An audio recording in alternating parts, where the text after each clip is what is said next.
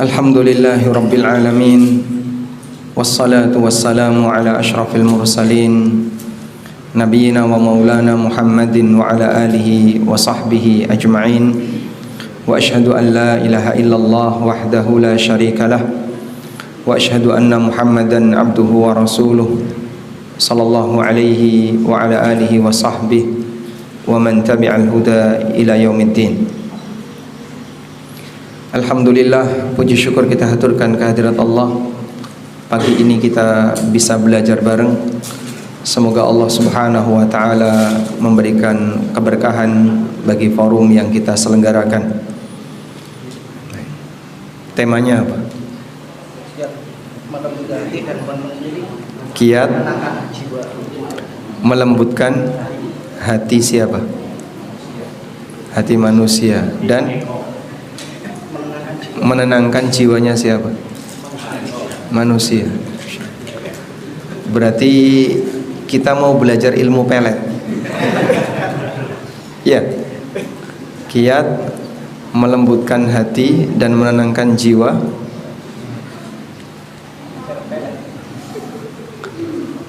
Betul kayak gitu? Jiwanya siapa? Jiwa seorang mukmin. Masya Allah.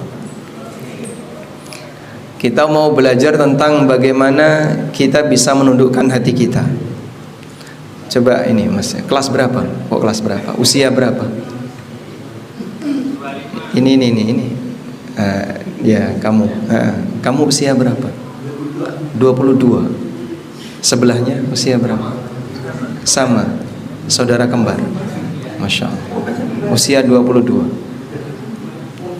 Kamu senang belajar atau main game? Lebih senang mana? Sekarang senang belajar. Kalau misalnya di luar masjid senang mana?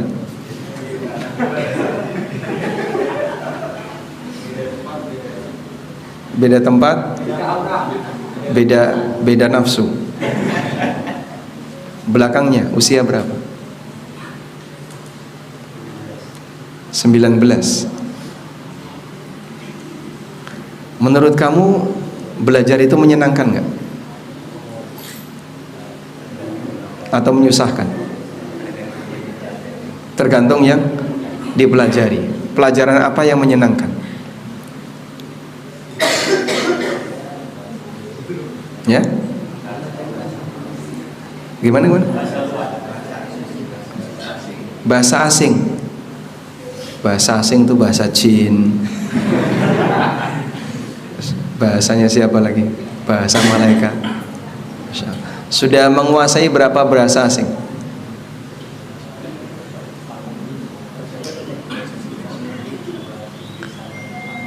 Inggris sama Jepang. Masya Allah. Barakallahu fiik. Kalau ada orang yang memberi ucapan kepada Anda, thank you, jawabnya apa?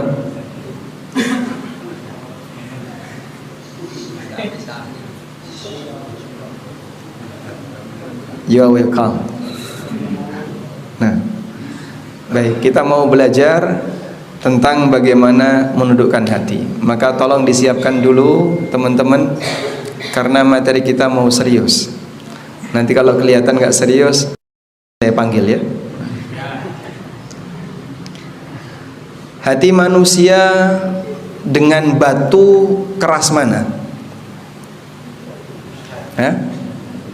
Keras mana? Allah subhanahu wa ta'ala mengatakan dalam Al-Quran, "Thumma qasat qulubuhum au ashaddu qaswa fahuwa kal hijarati au ashaddu qaswa."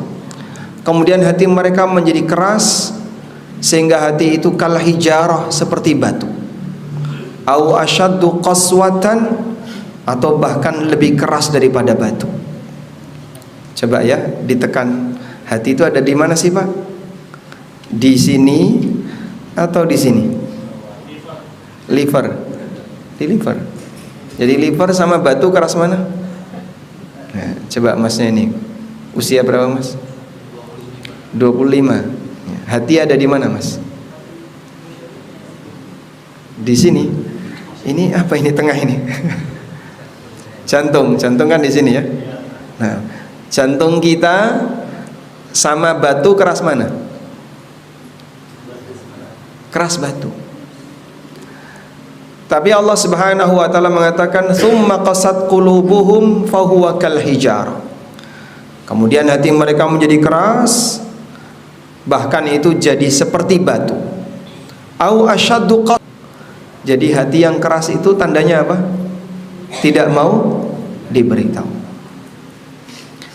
Karena batu itu bisa pecah dengan air. Tapi hati yang keras nggak bisa ditembus Al-Quran, nggak bisa ditembus hidayah. Sebab hati yang keras ini susah menerima kebenaran. Makanya saya tanya, pelajaran apa yang membuat Anda menyenangkan? Seharusnya pilihan yang pertama adalah belajar untuk jadi orang bertakwa kepada Allah. Apa materi yang bisa mengantarkan Anda untuk jadi orang yang bertakwa? Coba yang pakai peci, baju putih. Santri dari mana? Warung Boto. Usia berapa? 17 tahun. Apa materi yang membuat orang bisa jadi bertakwa?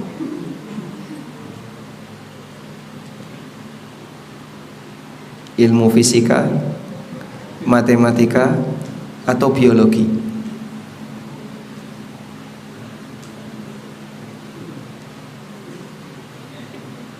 Baik, coba tanyakan ke depannya itu, depannya.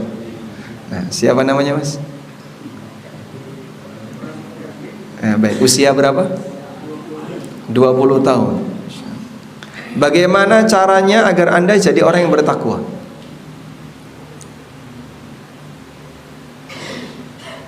Dengan cara main game, dengan cara nonton YouTube, atau dengan cara jalan-jalan?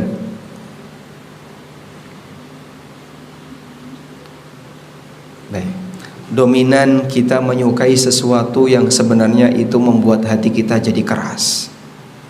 Main game, menghabiskan waktu untuk hal yang sia-sia, ngobrol dengan temannya tanpa ujung. Sehingga misalnya besok libur, malamnya ngapain? Nobar, bergadang, dan aneka kegiatan yang sia-sia. Kita kurang perhatian bahwasanya hati ini sebenarnya butuh nutrisi agar jadi hati yang lunak. Kayak apa sih Pak gambaran hati itu? Coba kita lihat hadis berikut ini. Dalam hadis riwayat Bukhari, Nabi SAW pernah bersabda, "Mathalu ma ba'athani Allahu bihi minal ilmi wal huda kamathalil ghayth." Sehingga ilmu itu seperti apa? Seperti apa ilmu itu? Seperti hujan. Hati kita seperti apa? Seperti tanah. Coba kamu lihat, itu tanah sawah. Jika dalam waktu satu periode, berapa lama itu Pak? Bisa sampai 3-4 bulan nggak pernah tersentuh hujan. Jadi apa? Keras. Sehingga dicangkul nggak bisa. Bisanya pakai alat berat kalau memang mau digali. Susah untuk digali, susah dicangkul karena keras. Begitu dia kena air hujan, jadi apa? Lempung, jadi tanah liat. Sehingga gampang untuk dicangkul, gampang untuk ditanami, dan seterusnya. Makanya kalau misalnya ada sawah dalam waktu 1 bulan nggak kena air hujan, ditanduri bisa nggak? Bapak bawa bibit padi ya, kemudian nandur di sawah yang kering, bisa nancap? Mati itu bibit. Hati manusia juga seperti itu. Kalau dia tidak pernah dipaksa untuk mau mendengarkan Al-Quran dan hadis, maka hati itu akan menjadi keras seperti tanah yang tidak pernah diberi air hujan. Pernah lihat sawah yang pecah karena panasan? Pernah ya? Kayak apa itu Pak? Itu tanah liat keras sekali. Makanya tembikar Tahu tembikar? Wadah yang terbuat dari tanah liat. Ini wadah ketika dalam kondisi basah, waktu pembuatannya ditekuk ke kanan, ditekuk ke kiri, bisa. Anda pukul begini, dia penyet, begitu. Begitu dia sudah keras sekali, dipanasin makin keras, unsur airnya hilang. Kau lempar di tembok, mungkin dia nggak pecah. Lempar di kaca, kacanya yang pecah. Dia lebih kuat daripada kaca. Padahal sebelumnya tidak lebih kuat daripada kaca. Sehingga ada hati yang seperti itu. Fahuwa kal hijarah au asyaddu qaswa. Dia seperti batu, bahkan lebih keras daripada batu. Maka Anda mau memiliki hati yang seperti apa? Hati yang lunak sehingga gampang diberitahu, gampang dinasehati, ataukah hati yang keras sehingga ketika dia jauh dari air makin keras sampai lebih keras daripada batu. Kita sebagai mukmin tentu menghendaki punya hati yang lunak agar nasihat itu bisa masuk ke dalam batin. Makanya kalau ngaji itu yang semangat. Sebab di tempat itulah Anda bisa membuat hati ini jadi lunak. Nah, orang kalau kemudian hatinya keras gimana Pak pengaruhnya Pak? Orang kalau sudah hatinya keras seperti karakter orang munafik. Kalam Allah, apa itu kalamullah? Kalamullah itu apa Mas? Kalamullah adalah kalamullah, firman Allah. Firman Allah itu apa? Al-Quran. Firman Allah itu Al-Quran. Yang menciptakan kamu dia berfirman. Dan firmannya adalah firman yang berisi petunjuk, gak nembus ke batin.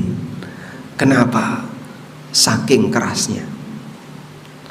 Tanah liat waktu masih basah, ketika dikasih air dia bisa nembus ke bawah. Tapi ketika sudah jadi keramba, sudah jadi tembikar, ya, jadi wadah, jadi mangkok atau apa, kemudian dipanaskan, ya, akhirnya unsur airnya hilang, kemudian dia jadi apa? Sangat keras. Kemudian dia jadi wadah, air dimasukkan ke situ nggak bisa nembus. Seperti itulah gambaran hati yang keras. Saking kerasnya nggak bisa tembus hidayah. Allah Subhanahu wa ta'ala mengatakan tentang hatinya orang munafik, afala yatadabbaruna al-Qur'an am ala qulubin aqfaluha. Apakah mereka tidak merenungi isi Al-Quran, ataukah ada kunci di hatinya? Karena hatinya terkunci, maka sulit untuk ditembus hidayah. Kalau sudah sulit ditembus hidayah, mau digelontori air berapapun, dia akan tetap keras. Makanya kita perjuangkan agar hati ini bisa menjadi lebih lunak. Nah, sekarang apa saja yang bisa membuat hati ini lebih lunak? Selain dengan ilmu dan mau dengarkan pelajaran agama, mau dengarkan Al-Quran, mau dengarkan hadis. Allah gambarkan, andaikan Quran itu diturunkan ke gunung, lau anzalna hadzal Qur'ana ala jabalin la ra'aitahu khashi'an mutasaddian min khasyatillah. Kalau Quran ini diturunkan ke gunung, kau akan lihat gunung itu meledak karena takut kepada Allah. Saya yakin hati Anda tidak lebih keras daripada batu. Maka kalau saya menyampaikan ayat Al-Quran, saya berharap bisa nembus sampai dalam. Walaupun mungkin dengerinya sambil nyantai, ada yang karo merem-merem, tinggal turu, ada yang gak serius ketika mendengarkan. Tapi insya Allah jika masih masuk, semoga bisa melunakkan hatinya. Yang pertama, dengan cara banyak zikrullah. Dengan cara banyak zikrullah. Zikrullah ini telah dinaskan oleh Allah Ta'ala dalam Al-Quran. Ala bi dzikrillahi tatma'innul qulub Bukankah dengan zikrullah hati seorang hamba akan bisa menjadi lebih tenang, hati yang lunak. Baik. Ini masnya, Masya Allah. Usia berapa? 27. Nah, sebelah kanannya usia 36.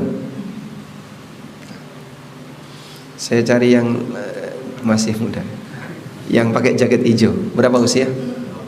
20. Dalam sehari Anda bicara berapa kalimat? Tidak terhitung. Masya Allah.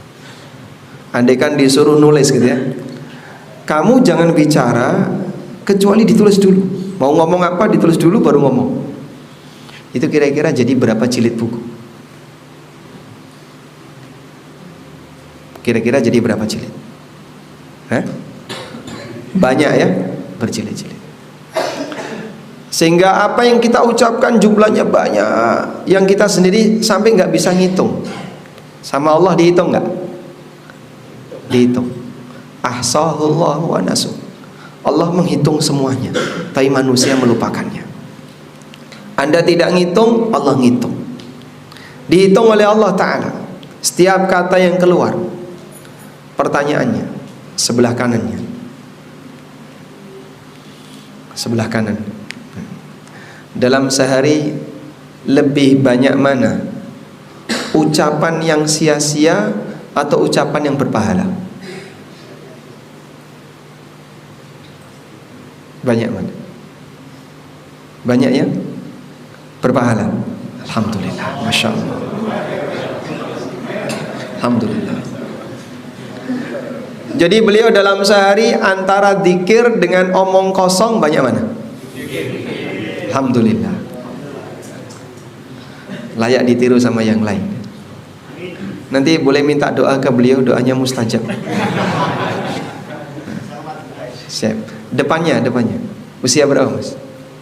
Ya, 25. Insya Allah. Bapak dalam sehari mengucapkan berapa konsonan?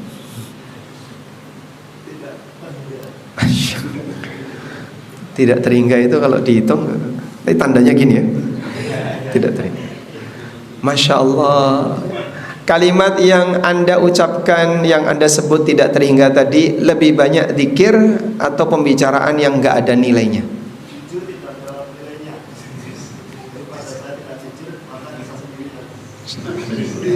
Beliau mengakui jawaban jujur lebih banyak yang tidak ada nilainya. Jadi kalau Anda lihat ya, buku itu terus Anda tulis melalui kalimat-kalimat yang Anda ucapkan. Ma yalfidhu min qaulin illa ladaihi raqibun atid. Setiap ucapan yang keluar dari lafadzmu, di sana ada malaikat yang mencatat, raqibun atid, yang dia selalu mengawasi dan gak pernah absen. Anda ngomong apa dicatat, ngomong apa dicatat. Sampai pun yang mubah dicatat Pak, dicatat. Imam Ahmad bin Hanbal rahimahullah, ketika beliau demam tinggi, itu beliau mengerang. Mengerang, tahu orang sakit mengerang.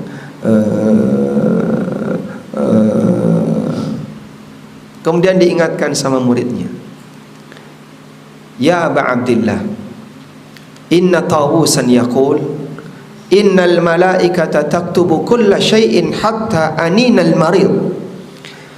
Wahai Imam Ahmad, seorang ulama tabi'in bernama Tawus pernah menyampaikan, sesungguhnya malaikat mencatat semua kalimat yang keluar dari lisan manusia sampai ketika orang sakit sedang mengerang. Itu dicatat. Dia mengerang selama sekian menit. Seketika ketika beliau mendengarkan kalimat nasihat itu langsung cep. Lebih baik tidak ada catatannya daripada tercatat tapi nggak ada nilainya. Makanya coba ditimbang, yang diukur kalimat zikir yang Anda baca dengan ucapan-ucapan yang nggak ada nilainya tadi, kira-kira berapa persen? Kurang dari 10%, kurang dari sekian puluh persen. Masya Allah.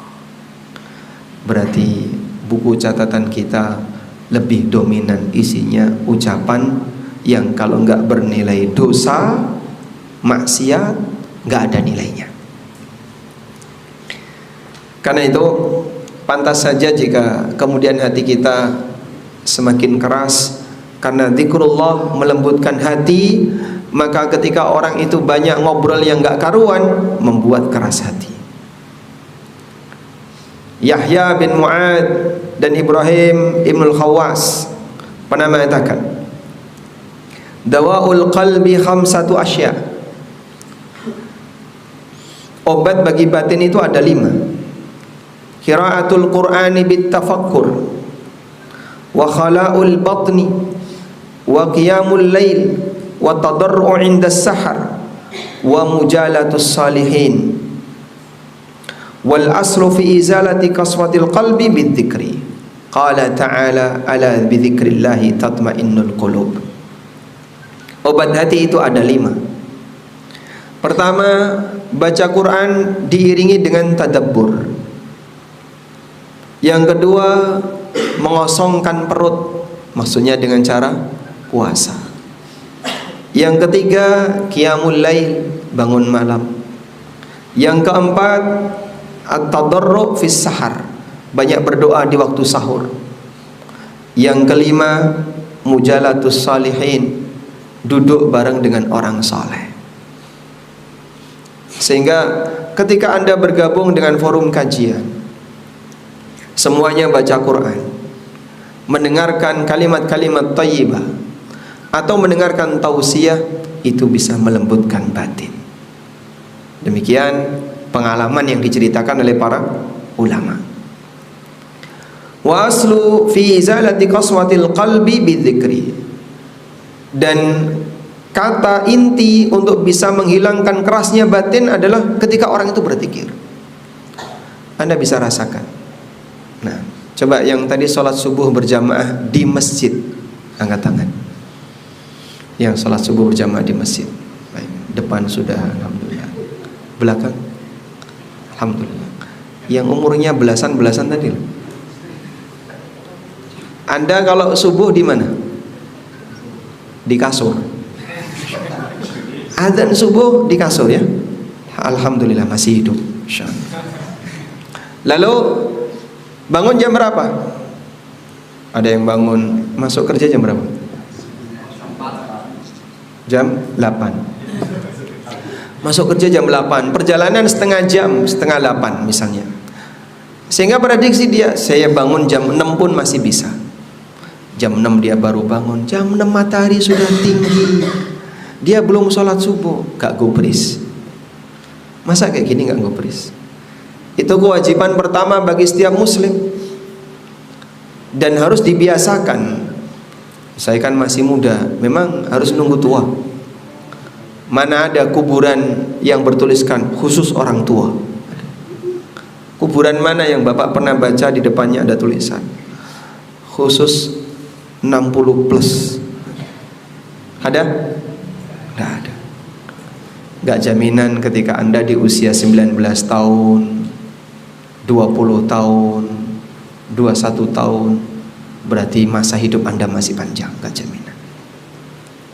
Baik, selesai sholat subuh, coba rasakan duduk di masjid, zikir. Zikir apa? Wong saya nggak hafal, baca buku zikir. Baca buku zikir sambil dibaca terjemahannya. Sehingga yang lain mungkin sudah beraktivitas, ada yang pulang tidur lagi, ada yang pulang jalan-jalan, ada yang pulang lari pagi. Tapi Anda di masjid duduk zikir. Nanti dulu, kegiatan saya nanti duduk zikir. Beda suasananya dengan ketika Anda ngobrol sama teman. Karena Allah sudah menegaskan dalam Al-Quran, ala bidzikrillahi tatmainnul qulub. Ingatlah, dengan zikrullah hati seorang hamba akan bisa menjadi tenang. Baik, Anda berangkat Jumatan jam berapa? Berangkat Jumatan jam berapa?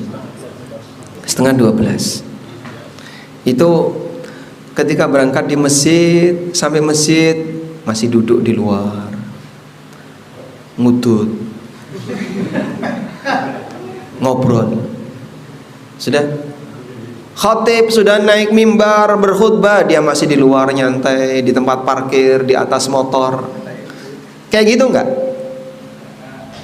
Orang ini ngapain gitu? Dia datang ke masjid tujuannya apa? Rapat RT? Atau mau rapat kampung? Jumatan. Terus kenapa dia duduk di tempat parkir? Saya nggak tahu, saya senang seperti ini. Kau kan diceramai, nggak gubris. Sampai kapan kau akan berubah? Kalau peringatan sudah ditolak dari awal. Jadi hatinya kenapa nggak bisa lembut? Karena dia jauhkan hatinya dari nutrisi. Maka dia sengaja duduk-duduk di tempat parkir, ngobrol sama temennya. Mana yang lebih berharga, khutbah khatib atau obrolan kamu? Wah, obrolan saya lebih bernilai Pak, nuansa politik, obrolan tingkat tinggi. Masya Allah. Nah kalau obrolan khatib membosankan, itu saja. Emang kamu sudah hafal? Kalau itu saja. Nyatanya ketika ditanya apa isi dari materi khutbah, nggak tahu. Minta tantangan. Pak Khatib tadi temanya apa? Oh, tema saja nggak ngerti. Tadi isi khutbahnya apa? Itu anak SD ya. Anda kan tidak diminta untuk membuat itu. Resum dari khutbah. Mereka yang ngobrol di luar pada saat khutbah Jumat sedang disampaikan, mereka yang sedang duduk santai di tempat parkir ngobrol sama temannya, dia merasa ucapan dia lebih penting daripada khutbah yang disampaikan oleh khatib. Ini orang yang boleh kita sebut tidak tahu diri. Kamu itu siapa? Kamu datang untuk apa? Sampai ketika ayat Allah dibacakan kau enggak peduli, ketika khutbah disampaikan kau menghindar, ada yang ditinggal tidur. Ini orang yang tidak tahu nilai dari Al-Quran yang dibacakan. Padahal Allah telah tegaskan, ala bi dzikrillahi tatmainnul qulub. Allah Subhanahu wa taala telah menegaskan, Allahu nazzala ahsanal hadithi kitaba. Allah lah yang telah menurunkan ahsanal hadith, ucapan yang terbaik, itulah Al-Quran, sebagai kitab yang seharusnya dipelajari oleh manusia. Tapi maca Quran wera iso, dan itu dibiarkan. Jadi misalnya ada yang nggak bisa baca Quran sampai usia 20 sekian tahun, sampai usia 30 tahun. Kamu nggak bisa baca Quran? Iya, saya nggak bisa baca Quran. Lah kok meneng wae? Kenapa kau tidak pelajari? Kalau sudah tahu nggak bisa, seharusnya diapain? Hah? Baik. Coba misalnya Anda ngobrol sama teman, terus gaptek, temennya ngobrol masalah teknologi ini, masalah teknologi itu, tapi kamu nggak ngerti. Wah, kamu orang yang nggak update, pengetahuannya tidak update. Itu bisa membuat orang jadi sedih. Oh iya, saya kok nggak ngerti ini, nggak ngerti ini. Dalam obrolan itu ketika Anda nggak bisa ngikutin perkembangan informasi, Anda merasa sedih. Saya nggak bisa jangkau obrolan ini. Tapi kenapa nggak bisa baca Quran dia nggak sedih? Kadang ada orang ngobrol tentang bisnis, Masya Allah, sama temennya ngobrol tentang bisnis. Ngobrol tentang bisnis tingkat tinggi. Kita yang ada di sampingnya nggak ngerti, itu diremehin. Kamu kere, nggak ngerti bisnis. Sebelahnya yang ngobrol tentang bisnis dianggap hebat. Nggak ada gunanya itu semuanya kalau dia nggak bisa baca Quran. Baca Quran aja nggak bisa, dan itu dibiarkan. Nggak bisa baca Quran dibiarkan, bukti kalau dia itu nggak punya kepedulian terhadap apa yang bermanfaat bagi dirinya. Nah terus gimana Pak? Kalau emang nggak bisa, kalau sadar nggak bisa harusnya gimana? Baik, yang pakai peci hitam, di usia berapa Anda bisa baca Quran?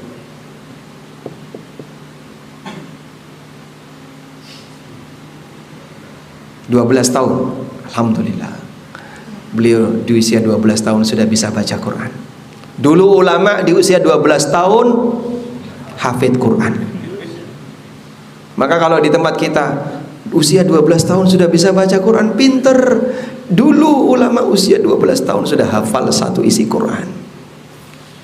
Jadi ibarat kalau lomba itu, kita baru berada di garis start, ulama sudah mendekati finish. Mereka sudah hafid Quran di usia 9 tahun, 10 tahun, 11 tahun, 12 tahun. Nah, bagi yang belum bisa baca Quran di usia 20 tahun, harusnya Anda sudah mulai resah. Umur segini saya belum bisa baca Quran. Umur segini saya belum bisa ngerti gimana cara baca Quran yang benar. Harusnya sudah mulai resah. Itu baru resah di tingkatan paling bawah dari Al-Quran ya. Karena pendidikan Quran kan bertingkat ya.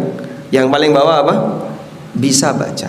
Naiknya lagi sudah bisa ngerti hukum tajwidnya. Naik lagi ke atas, ngerti tentang penterjemah maknanya. Naik lagi ke atas, ngerti tentang tafsirnya, dan seterusnya. Ada banyak sejuta ilmu Quran yang digali sampai jadi fakultas ilmu Quran, doktor lulusan ilmu Quran. Satu kitab dipelajari dari orang mulai dari nol yang nggak bisa apa-apa sampai tingkat doktoral, semuanya mempelajari Al-Quran. Baik, karena sumbernya dari situ. Dan kalau kemudian orang sudah nggak punya kepedulian untuk belajar Al-Quran, nggak bisa tetap dibiarin, dia merawat tidak bisanya, sampai kapan dia akan berubah. Yang kedua, di antara yang bisa membuat hati itu jadi lembut adalah ketika orang itu ingat mati. Dari Mansur bin Abdurrahman dari Safiyah, anna imra'atan atat Aisyah radhiyallahu anha litashkuwa ilaiha al-qaswah. Ada seorang wanita yang mendatangi Aisyah radhiyallahu anha mengadukan kerasnya batinnya. Faqalat, maka Aisyah mengatakan, aktsiri dzikral maut. Coba kamu perbanyak ingat mati. Perbanyak ingat mati itu gimana, Pak? Ya nggak harus ke kuburan. Tapi dia selalu membayangkan, nanti kalau saya mati, saya apa yang bisa saya bawa di hadapan Allah? Sudah amalnya sedikit, salat kadang ditinggalkan, zikir jarang, nggak bisa baca Quran, lebih banyak main game, PS, healing sama temen, dan seterusnya. Ini kamu kalau dipanggil Allah, kau mau store apa? Aku masih punya sedekah. Sedekahmu berapa? Ya kemarin saya sudah sedekah 500 rupiah. Alhamdulillah, semoga diterima. Terus tak beritahu teman-teman, sudah 500 dipamerin. Apa yang bisa diharapkan kalau kemudian orang itu beramal sudah sedikit, kualitas ikhlasnya wallahu a'lam, itu pun masih berharap pujian banyak orang.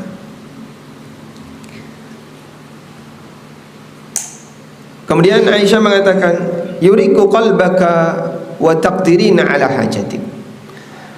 Dengan mengingat mati itu akan bisa membuat hatimu lembut. Fafa'altu fa'anistu min qalbiha rushdan. Akhirnya dilakukan oleh wanita tadi, oleh Safiyah, dan aku mendapatkan hatiku terasa lebih nyaman dengan banyak mengingat mati. Nah, orang kalau ingat mati, dia tidak akan rakus dengan dunia, dan dia akan waspada. Jangan sampai dalam hidup ini dia meninggalkan perbuatan dosa yang nantinya akan dia pertanggungjawabkan di hadapan Allah pasca kematiannya. Itulah orang yang ingat mati. Maka dia tidak mungkin iri sama temannya, dia tidak mungkin berantem sama temannya, karena dalam pikiran dia bagaimana cara dia bisa menghadap Allah dalam keadaan selamat. Baik. Dan bagi yang putra, bagi yang laki-laki, dianjurkan ziarah kubur. Dianjurkan ziarah kubur. Nah, pojok, insyaallah. Yang pojok usia berapa, Mas? 30.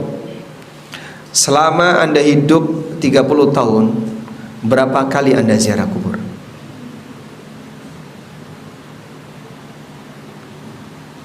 Baik, atau dalam 1 tahun terakhir ini Anda sudah berapa kali ziarah kubur?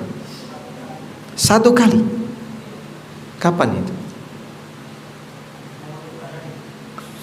Mau lebaran. Mau lebaran baru ziarah kubur. Baik. Ada budaya mau lebaran ziarah kubur. Kenapa nggak dibuat sering? Nyari kuburan susah, Mas. Boleh datang ke tempat kami ya. Anda bisa ziarah kubur di kuburan manapun. Tidak harus kuburan leluhur, tidak harus kuburan orang tua atau kuburan nenek kakek. Anda bisa berziarah ke semua kuburan yang ada selama kuburan muslim. Alhamdulillah, nggak sulit untuk nyari kuburan muslim di Jogja. Datang ke sana, bayangin kalau kau yang berada di dalam, bisa apa kau? Sekarang bangga dengan aneka kelebihan yang dia punya, merasa masih muda. Kalau naik motor, Masya Allah, seperti hilang kendali. Baik, Nabi SAW mengatakan, Zurul qubura fa innaha tudzakkirul maut. Lakukanlah ziarah kubur, karena ziarah kubur itu akan mengingatkan orang akan kematian. Nah, kalau orang ingat akan kematian, maka dia akan tidak bernafsu dengan kehidupan dunia. Dan orang kalau sudah tidak bernafsu, nggak ada ceritanya, Pak, iri sama temannya. Saya kalah dalam masalah gaji, tidak apa-apa, bukan itu tujuan saya. Saya kalah karir, bukan itu tujuan saya. Saya ingin dekat dengan Allah, karena sebentar lagi saya seperti dia. Baik, ini masnya yang pakai batik. Baik, usia berapa? 18 tahun. Belakangnya 25. Belakangnya lagi 22. Yang usia 18, kurang berapa tahun lagi Anda hidup? Tidak tahu. Tidak tahu. Kira-kira kalau 1 jam lagi Allah takdirkan mati, sudah siap? Belum. Kenapa belum siap? Belum cukup? Kalau misalnya kamu diberi waktu 1 jam, setelah ini kau mati, apa yang akan kau lakukan? Salat taubat. Setelah itu 1 jam loh ya, salat taubat 1 jam kan kayaknya nggak sampai. Zikir, terus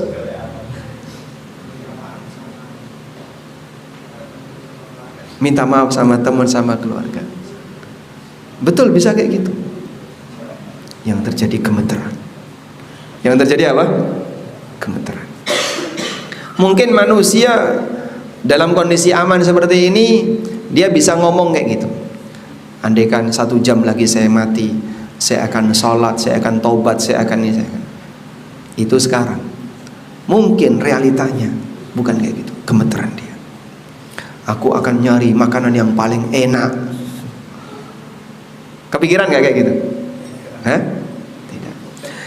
Karena itulah orang yang ingat mati, apabila dia mukmin, dia akan membayangkan apa yang akan saya persiapkan ketika saya menghadap Allah.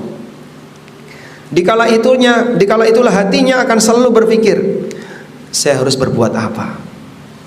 Itulah seorang hamba yang beriman. Maka Nabi SAW ingatkan, ala bidzikrillahi tatmainnul qulub. Bukankah dengan zikrullah hati itu akan menjadi tenang, dan salah satunya adalah dengan ingat mati. Dalam hadis yang lain Rasulullah SAW mengatakan, kuntu nahaitukum an ziyaratil qubur fazuruha fa innaha tudzakkirul akhirah. Dulu aku larang kalian untuk ziarah kubur, sekarang silakan ziarah, karena ziarah kubur itu mengingatkan akan akhirat. Dengan ziarah kubur orang berpikir, apa yang harus saya persiapkan untuk kehidupan kedua yang jauh lebih panjang dibandingkan yang pertama, karena kita akan pulang untuk selamanya. Terus kamu pulang bawa apa? Sebab kau akan ditanya oleh Sang Pencipta, amal apa saja yang telah kau kerjakan. Nah, baik, selanjutnya di antara cara untuk bisa melembutkan hati adalah membatasi diri dengan makan yang halal. Membatasi diri dengan makan yang halal.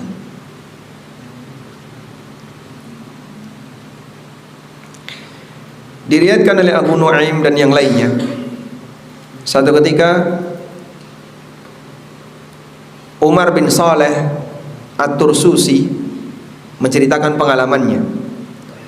Aku pernah berangkat bersama Yahya Al-Jalla menemui Imam Ahmad bin Hanbal.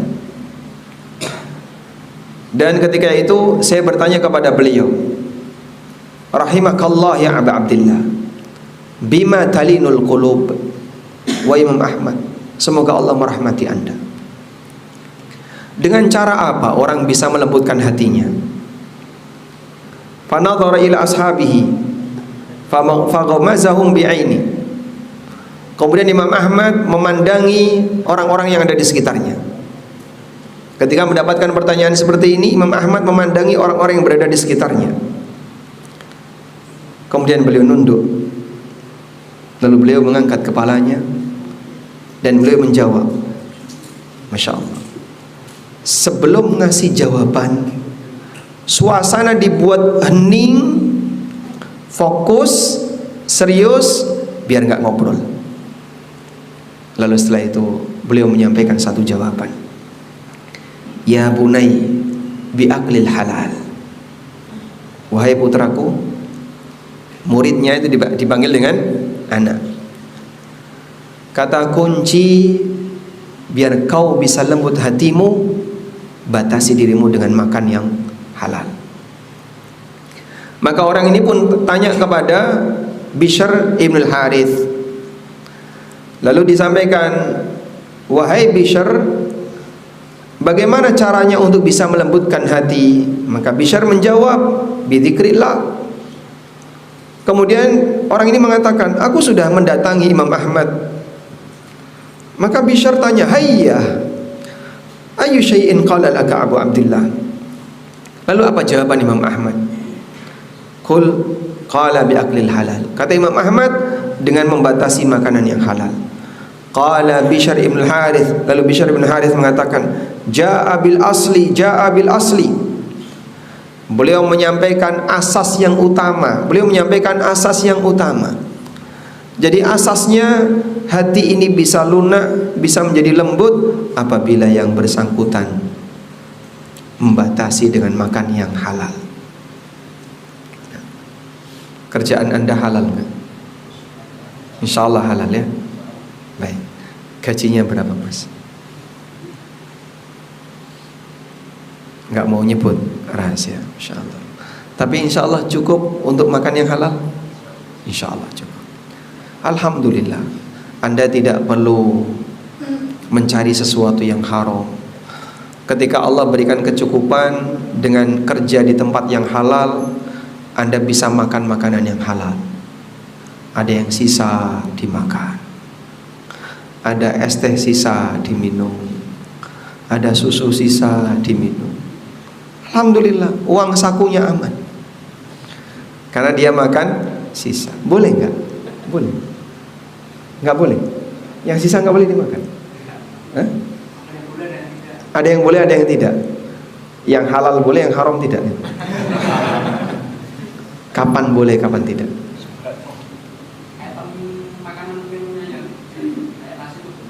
Kalau nasi makan sisa boleh, teh boleh. Kalau susu buat besok. Nah, kalau misalnya ada ayam sisa, punya pelanggan, dimakan boleh? Boleh kalau pelanggannya sudah pergi, Masya Allah. Alhamdulillah. Itu halal Pak, udah ditinggal sama pemiliknya kan. Dia beli misalnya 2 potong ayam, dimakan 1,5, masih ada sisa setengah. Bisa jadi keberkahan ada di situ. Apa yang Anda lakukan? Ya? Dibuang atau dimakan? Anda tidak tahu siapa yang tadi makan siapa. Oh, Habib ternyata.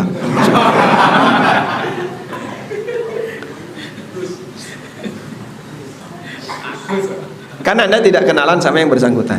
Bisa jadi doanya mustajab. Tapi karena Anda nggak tahu, Anda buang. Padahal kalau misalnya ada bekas Habib, Anda ambil enggak? Hah? Oh enggak. Kenapa? Habib beli 3, dimakan 1, sisa 2. Namanya Muhammad Habib. Yang 2 sisa Anda ambil nggak? Ambil. Masih utuh ya. Nah. Ya memang kadang adab makan seperti ini kurang diperhatikan. Padahal makan habis itu tanda tawadhu. Makan habis itu tanda tawadhu. Ada orang yang model makan ngambil banyak. Di sini kan nasi boleh tambah ya. Gratis. Gratis. Nasi tambah gratis, ngambil banyak. Tapi ternyata gak habis. Ini tanda orang yang sombong, sehingga dia menyanyiakan materi yang ada. Padahal untuk bisa menanam pohon ini butuh kerja banyak. Nandur pari itu kan banyak orangnya. Makanya hargai ya makanan, sehingga kalau Anda makan habiskan. Untuk sebuah ekor, 1 ekor ayam bisa mateng terhidang di depan Anda butuh keterlibatan berapa orang? Dari mulai telurnya yang netesin sekian orang, nanti jadi ayam yang besarin ganti orang baru, kemudian dijual ganti orang baru, yang masak ganti orang baru, ada banyak orang dibuang. Menandakan kalau dia tidak menghargai karya orang. Baik. Nah, ini beberapa hal yang perlu diperhatikan agar kita bisa memiliki hati yang lunak. Dan satu doa saya tugaskan kepada Anda, tolong hafalkan doa ini. Allahumma ya muqallibal qulub, tsabbit qalbi ala dinik. Allahumma ya musarrifal qulub, sarrif qalbi ala ta'atik. Tolong diulang.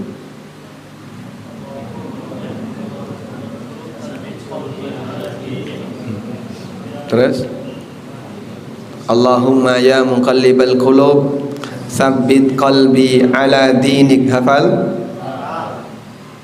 Boleh diulang belakang, boleh enggak? Yang baju merah. Allahumma. Belum hafal? Belum. Allahumma ya muqallibal qulub, tsabbit qalbi ala dinik. Wa ya musarrifal qulub, sarrif qalbi ala ta'atik. Ya Allah, zat yang mengatur hati hamba. Tsabbit qalbi ala dinik, teguhkan hatiku di atas agamamu. Ya musarrifal qulub, wahai zat yang mengendalikan hati, sarrif qalbi ala ta'atik, arahkan hatiku untuk selalu taat kepadamu. Karena kalau hati itu baik, hatinya taat kepada Allah, anggota badan yang lain ngikutin hati. Wallahu alam.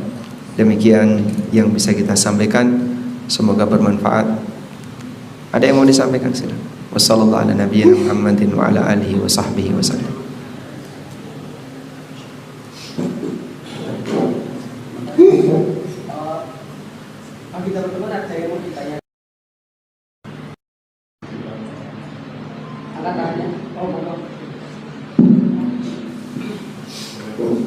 Waalaikumsalam warahmatullahi wabarakatuh. Zikir yang paling utama itu apa, Ustaz? Zikir yang paling utama, afdhalul dzikri la ilaha illallah. Nabi SAW menyebutkan afdhalul dzikri la ilaha illallah. Jadi apa zikir yang paling utama? Kalau dilihat dari sumbernya, maka zikir yang paling utama adalah Al-Quran, karena Al-Quran kalamullah. Sehingga dengan memperbanyak Al-Quran, hakikatnya kita sedang berzikir, sebab Quran itu kalamullah. Yang kedua, jika dilihat dari ucapan manusia, maka ucapan manusia yang tertinggi la ilaha illallah, berdasarkan sabda Nabi SAW, afdalul dzikri la ilaha illallah.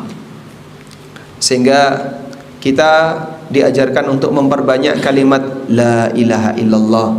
Yang pakai jaket merah sehari ini sudah mengucapkan la ilaha illallah berapa kali? Sekali? Belum diucapkan. Berarti tadi nggak sholat subuh. Tadi sholat nggak? Sholat? Hah? Alhamdulillah.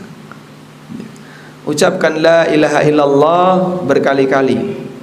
Dalam sholat kita mengucapkan la ilaha illallah, di luar sholat kita mengucapkan la ilaha illallah. Perbanyak zikir la ilaha illallah, li'annahu afdalul dzikr, karena itu adalah zikir yang terbaik. Terutama ketika di hari Arafah, Nabi SAW menyebutkan, wa afdalu ma da'a bihin nabiyuna, dan kalimat terbaik yang diucapkan oleh para nabi adalah la ilaha illallah wahdahu la syarikalah, lahul mulku wa lahul hamdu wa huwa ala kulli syai'in qadir. Hafal ya? Coba diulang. La ilaha illallah wahdahu la syarikalah, lahul mulku wa lahul hamdu wa huwa ala kulli syai'in qadir. Perbanyak kalimat itu. Kalau sehari bisa 100, pahalanya sama dengan membebaskan 10 budak keturunan Ismail. Ditambah lagi dilindungi dari gangguan jin sampai sore, sampai malam.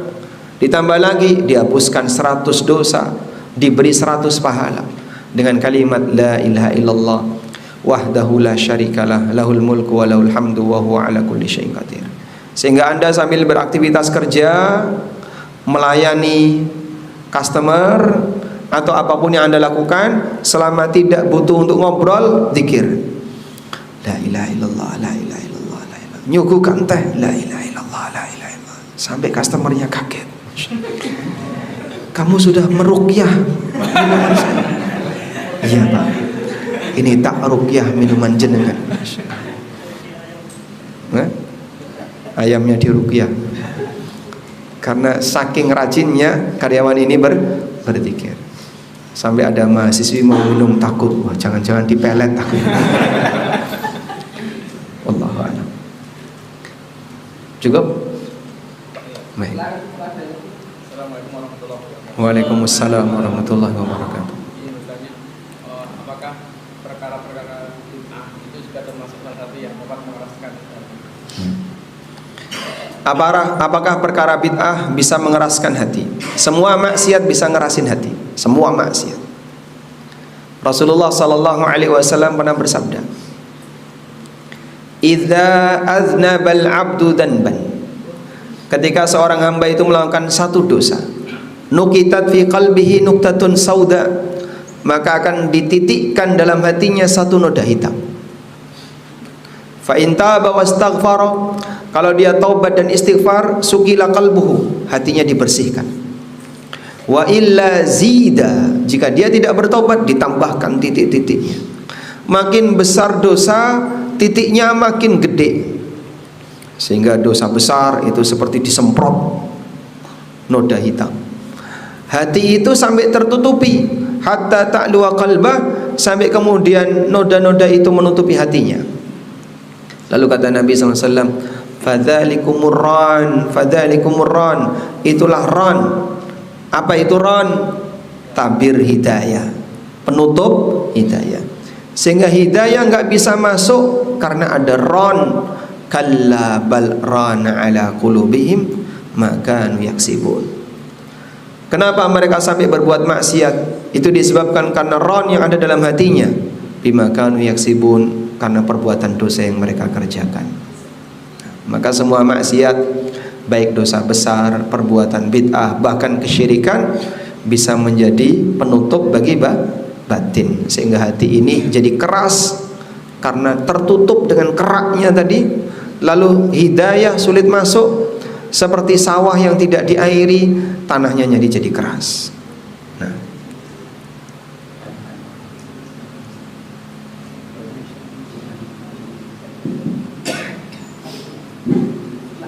tanya tentang kurban Ustaz. Kan nggak pakai itu. susah ya?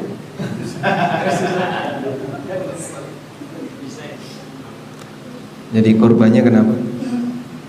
Untuk sapi kan 7 orang jatahnya. Itu apakah semua itu harus turunan? Apakah boleh beberapa orang itu cuma numpang nama aja? Numpang nama. Yang melunasi pemain 5 orang, yang 2 orang cuma dihadiahkan 7 orang. Ada sapi yang dibeli 5 orang. Karena jatahnya 7 orang, maka manggil 2 orang untuk diajak ikut naik sapi. Dihadiahkan kepadanya. Boleh nggak Pak? Boleh ya. Sehingga nanti 2 orang itu diberitahu, kalau dalam mazhab Syafi'i harus memberitahu ya, bahwa kami kasih hadiah 1/7 sapi untuk dikorbankan. Baik, saya terima. Nah, jadinya ada 7 sahibul korban. Ketika disembelih untuk 7 sahibul korban beserta seluruh anggota keluarganya, sehingga ada si A, B, C, D, E, F, G, dari mulai A sekeluarga, B sekeluarga, C dan seterusnya. Sehingga dalam sapi itu korban untuk siapa? 7 orang beserta 7 anggota keluarga mereka. Wallahu a'lam. Baik, mungkin itu yang bisa kita bahas. Semoga yang kita sampaikan ini bermanfaat. Allahumma anfa'na bima 'allamtana wa 'allimna ma yanfa'una warzuqna ilma.